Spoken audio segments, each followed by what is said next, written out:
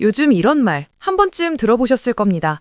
난방을 더 튼 것도 아닌데 난방비가 왜 이렇게 많이 나왔지? 실제로 최근 난방비 고지서를 보고 깜짝 놀랐다는 분들이 정말 많습니다. 작년과 비슷하게 생활했는데도 금액은 훨씬 커 보이고 요즘 난방비 유독 비싼 거 맞지? 라는 말도 계속 나오고 있죠. 그런데 정말 난방을 더 써서일까요? 아니면 우리가 잘 모르는 이유가 있는 걸까요? 안녕하세요. 뉴스랩입니다. 오늘은 이 난방비의 정체를 하나씩 풀어보겠습니다. 작년이랑 똑같이 썼는데 고지서는 왜 달라졌는지 지금부터 명확하게 설명해 드릴게요. 먼저 팩트부터 정리하겠습니다. 최근 난방비가 많이 나오는 가장 큰 이유는 연료비가 올랐고 요금 구조도 동시에 바뀌었기 때문입니다. 구체적으로 어떤 변화가 있었을까요? 첫째, 도시가스 요금이 단계적으로 인상됐습니다. 둘째, 전기요금도 함께 오른 상태입니다. 전기 난방을 쓰시는 분들도 영향을 받았어요. 셋째, 여기에 올겨울 기온 변화까지 겹쳤습니다. 즉, 난방비가 오른 느낌이 아니라 실제로 오를 수밖에 없는 조건들이 동시에 쌓인 상황인 거죠. 단순히 운이 나빠서가 아니라 구조적인 이유가 있다는 겁니다. 이제부터가 핵심입니다. 난방비가 오른 이유는 하나가 아닙니다. 하나씩 자세히 보겠습니다. 첫 번째 원인, 가스요금의 기준 자체가 달라졌습니다. 난방비의 대부분은 도시가스 요금이에요. 그런데 이 도시가스 요금은 단순히 쓴 만큼만 내는 구조가 아닙니다. 세 가지로 나뉘어 있어요. 기본 요금이 있고, 사용량에 따른 요금이 있고, 연료비 조정분이 있습니다. 여기서 주목해야 할 게 연료비 조정분입니다.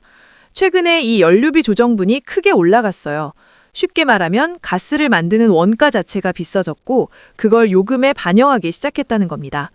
우리가 실제로 쓴 양은 같아도 단가가 오르면 총액은 당연히 늘어나죠. 그래서 고지서를 보면 사용량은 비슷한데 금액만 확 늘어난 것처럼 보이는 겁니다. 두 번째 원인, 국제 에너지 가격입니다. 도시가스의 원료는 대부분 해외에서 수입합니다. 천연가스, LNG 같은 거죠. 국제 가격이 오르면 시간차를 두고 우리나라 요금에도 반영됩니다. 그런데 여기서 중요한 포인트가 있어요. 국제 가격이 잠깐 올랐다고 바로 내리지 않는다는 점입니다. 어떻게 작동하냐면 오를 땐 비교적 빠르게 반영됩니다. 그런데 내릴 땐 천천히 반영돼요. 왜 그럴까요? 가스회사는 수입 계약을 장기로 맺습니다. 그래서 국제 가격이 떨어져도 계약 기간 동안은 높은 가격으로 사야 하는 거죠. 또 정부 입장에서도 요금을 자주 바꾸면 혼란스러우니까 어느 정도 안정화될 때까지 기다립니다. 그래서 체감상 왜 이렇게 오래 비싸? 라는 느낌을 받게 됩니다. 실제로 국제 가격은 내려갔는데 우리 고지서는 여전히 높은 상태가 유지되는 거예요. 세 번째 원인, 기온 변화입니다. 여기서 많은 분들이 놓치는 부분이 하나 있어요. 올겨울은 평균 기온은 크게 낮지 않았습니다. 그런데 추운 날과 따뜻한 날의 편차가 컸어요. 이게 왜 문제냐면 사람은 갑자기 추워질 때 난방을 더 강하게 틀게 되기 때문입니다. 구체적으로 보면 이렇습니다.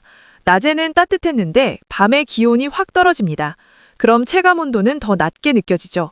그래서 난방을 자동으로 강풍 모드로 틀거나 온도를 높게 설정하게 됩니다. 사용 시간 자체는 작년과 비슷해 보여도 순간 사용량이 늘어서 요금이 확 뛰는 구조가 되는 거예요. 또 하나, 한파주의보가 내려진 날이 작년보다 많았어요.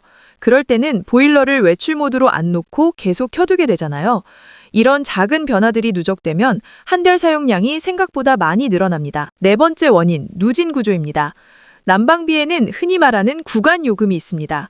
어떻게 작동하냐면 어느 구간까지는 비교적 완만하게 올라갑니다.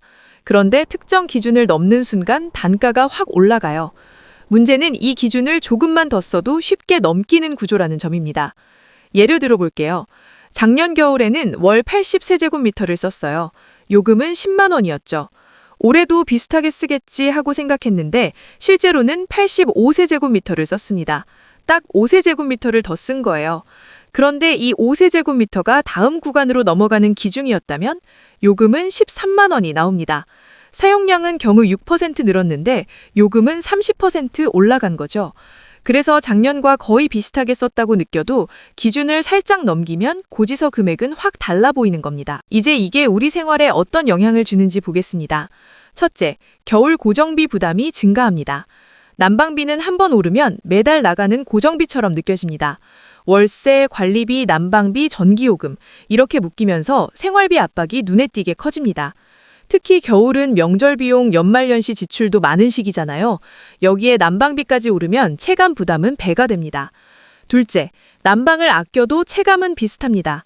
아껴 쓰는데도 비싸다는 말이 나오는 이유도 여기에 있어요. 기본 요금은 고정이고 단가는 올라간 상태입니다. 그러니까 아껴도 확 줄어드는 느낌이 없는 거예요. 그래서 사람들은 이럴 거면 그냥 쓰자, 혹은 난방비 자체가 문제다라고 느끼게 됩니다. 셋째, 앞으로도 비슷한 흐름이 계속될 가능성이 큽니다. 중요한 건 이겁니다. 난방비는 한 번 오른 구조가 쉽게 내려오지 않는 비용입니다.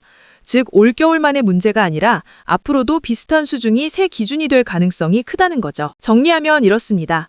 요즘 난방비가 많이 나오는 이유는 우리가 더 써서가 아니라 비싸진 구조에서 쓰고 있기 때문입니다. 가스 요금 구조가 바뀌었고, 국제 에너지 가격이 올랐고, 기온 변화로 사용 패턴이 달라졌고, 누진 구조의 함정에 걸렸습니다. 난방비 고지서를 볼 때 내가 뭘 잘못했나? 라고 자책하기보다 왜 이런 구조가 됐는지 이해하는 게 먼저입니다. 이게 바로 오늘 뉴스가 우리 생활과 연결되는 지점입니다. 영상이 도움이 되셨다면 좋아요와 구독 부탁드립니다. 다음에는 또 다른 생활경제 이슈를 쉽게 풀어드리겠습니다. 추운 겨울 따뜻하게 보내세요. 시청해주셔서 감사합니다.